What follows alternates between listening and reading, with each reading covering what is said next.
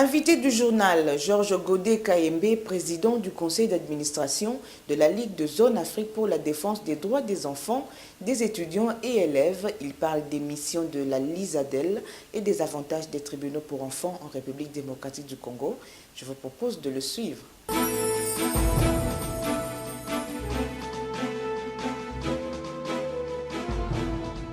Monsieur Joseph Godé Kayembe, bonsoir. Bonsoir. Vous êtes président du conseil d'administration de la Ligue de la Zone Afrique pour la défense des droits des enfants et élèves, l'ISADEL. Oui. Alors, quels sont les objectifs principaux de votre structure? La LISADEL lutte pour la promotion des droits des enfants et des femmes. Il lutte contre l'impunité. Il lutte contre l'impunité des auteurs de violences qui sont faites aux femmes et aux enfants.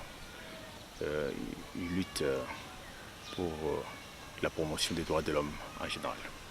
La protection légale, judiciaire et sociale des enfants pose problème en République démocratique du Congo. Les enfants d'ailleurs en conflit avec la loi en pâtissent et cette défaillance fait qu'ils ne méritent pas beaucoup d'attention justement en ce qui concerne leur prise en charge. Alors vous au niveau des ONG, qu'est-ce que vous faites concrètement pour essayer de remonter un peu cette pente?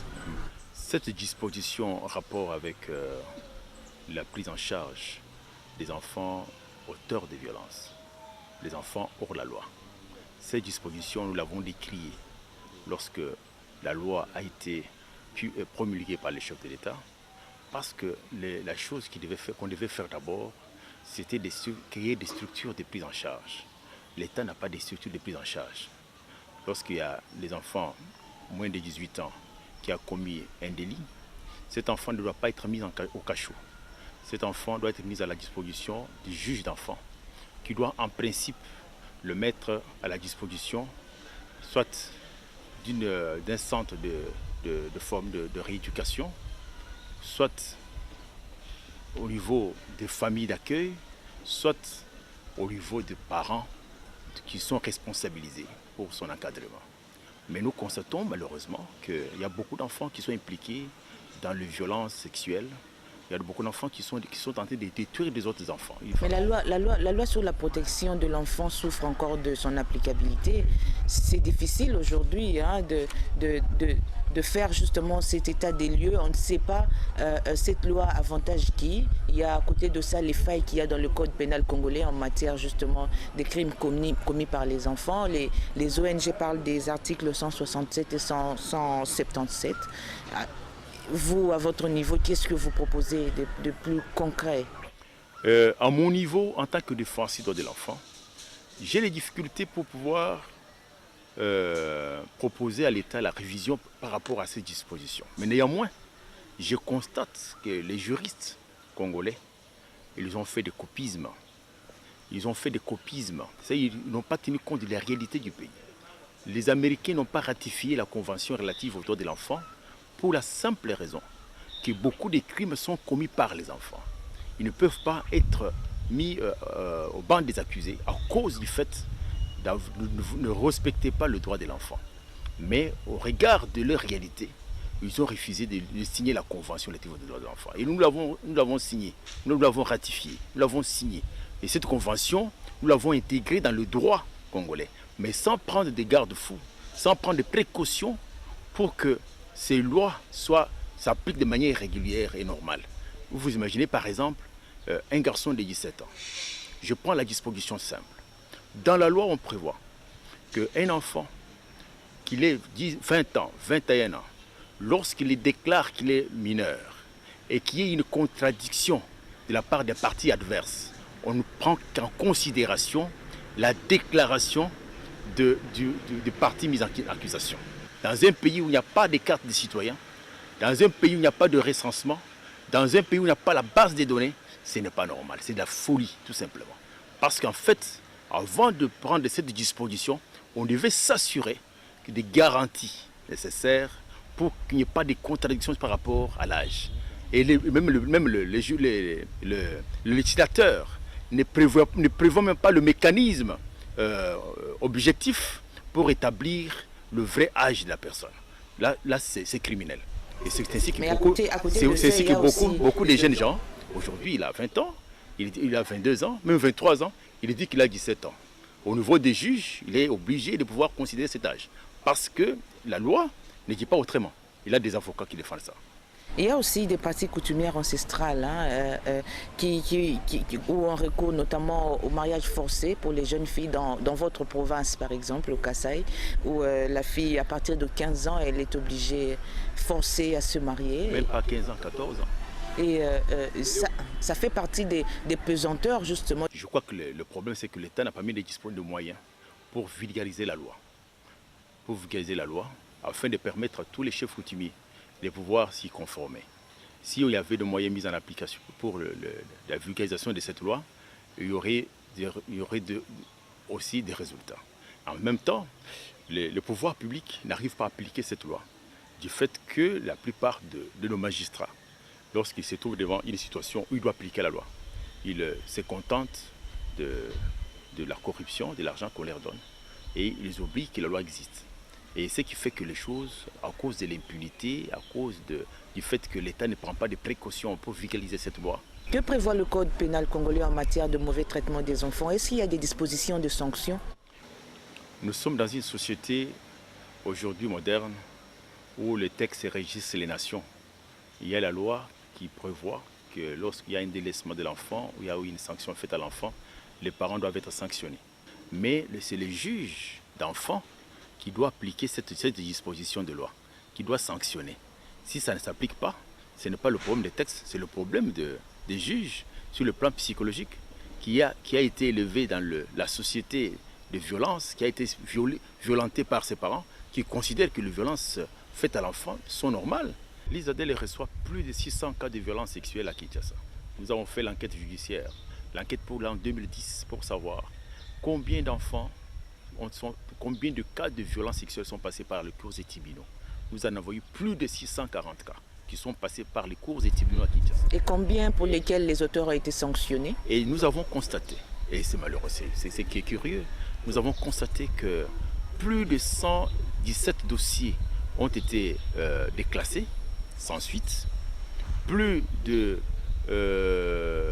200 jugements. Et les jugements, quels jugements?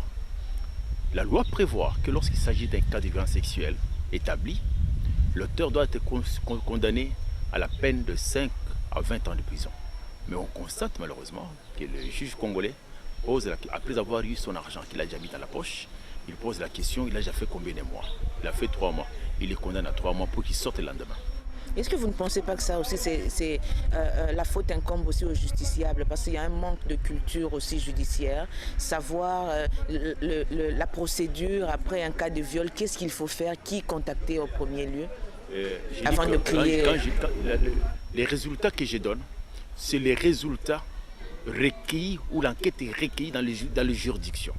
Où on s'est rendu compte que sur 650 cas de violence sexuelle, qui sont adressés aux juges, pour lesquels il y a eu des jugements, pour lesquels les dossiers ont été fixés au niveau de la justice. C'est-à-dire qu'au niveau de l'instruction, le magistrat a fixé que 650 cas. Et si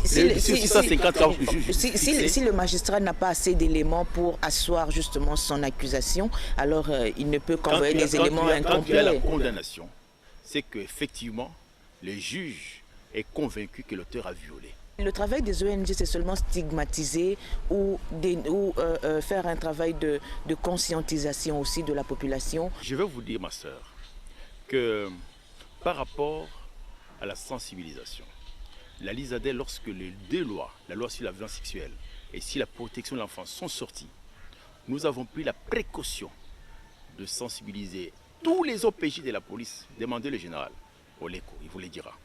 Nous avons sensibilisé tous les OPJ de la police parce qu'ils banalisaient les dossiers de violence sexuelle.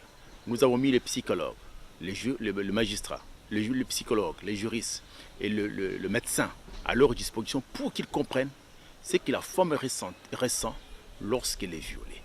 Et tout le monde s'est engagé. Nous avons sensibilisé le magistrat, mais nous avons constaté que les OPJ de la police ont commencé à faire correctement leur travail en transférant le dossier auprès du magistrat. Et le magistrat et les juges s'organisent pour bouffer l'argent à la place Et ce qu'on proposait à l'OPJ, qu'il a refusé, quand on le propose au juge, et le juge le prend. Alors ça fait que les magistrats, les Est-ce que OPJ vous avez des cas concrets de corruption? La corruption s'est faite entre quatre murs, ça ne peut pas être fait sur la place publique. On cache, on ne peut pas le cacher. Mais seulement nous établissons la corruption par rapport à l'attitude de la personne face aux réalités. Mais souvent, et c'est que nous déplorons, beaucoup d'entre eux, ils acceptent le fait et qu'ils l'ont fait. Et malheureusement, au moment de la condamnation, nous constatons soit qu'on lui accorde la liberté provisoire pour qu'il puisse s'enfuir, soit on prend des précautions pour qu'au moment de prononcer des jugements, qu'on lui donne le moins de peine prévues. L'actualité, c'est aussi les 39 nouveaux juges pour enfants affectés dans 10 provinces de la République démocratique du Congo sur les 11. N'est-ce pas là une avancée quand même significative? C'est quelque chose qui n'existait pas. Si aujourd'hui, l'État congolais a pris des précautions pour pouvoir affecter d'autres juges pour enfants dans différentes provinces, à la suite de l'expérience de quelques provinces où on avait affecté il y a 5 ans, on s'est dit que c'est une avancée. Je suis d'accord avec ça, mais néanmoins, c'est comme une goutte dans l'eau, dans une rivière, dans un fleuve. Aujourd'hui, nous avons, comme la ville de Kinshasa, il y a combien de juges d'enfants? Les juges d'enfants, il devait y en avoir dans il devait y en avoir dans chaque territoire, il devait y avoir des juges pour enfants dans chaque commune, parce que les enfants commettent beaucoup de bévues dans chaque commune. Alors si on a un seul juge basé en Djili par exemple, comme nous l'avons maintenant, ce juge-là, il est capable de gérer tous ces dossiers en une fois et comment, avec quelle tête? Et ça pose un problème. Mais qu'est-ce qu'il faut faire en plus pour qu'il y ait l'amélioration de la protection des droits des enfants? Il faut sanctionner, il faut l'application de la loi. Il faut l'application, vous savez ma chère, même si on était aux États-Unis, avec les comportements qu'affichent nos juges et les magistrats, qu'affichent nos policiers, même aux États-Unis, les enfants se comporteraient de la même manière. Tant qu'il n'y a pas de sanctions, tant qu'il n'y a pas l'application de la loi, les gens se comporteront toujours en barbares. Même le blanc mis dans les mêmes conditions que les Congolais, il ferait la même chose. Parce que les femmes intéressent tout le monde. Les femmes intéressent les hommes. C'est une question de culture, c'est une question d'éducation aussi. Il n'y a rien d'éducation, il n'y a rien de culture. Si c'était l'éducation, le pasteur ne tomberait pas avec les filles de l'église, même le prêtre, parce qu'ils sont éduqués. C'est le problème. Le problème, c'est que c'est la loi qui fait peur aux gens. Les gens se disent, pour y aller, comment je vais gérer les conséquences?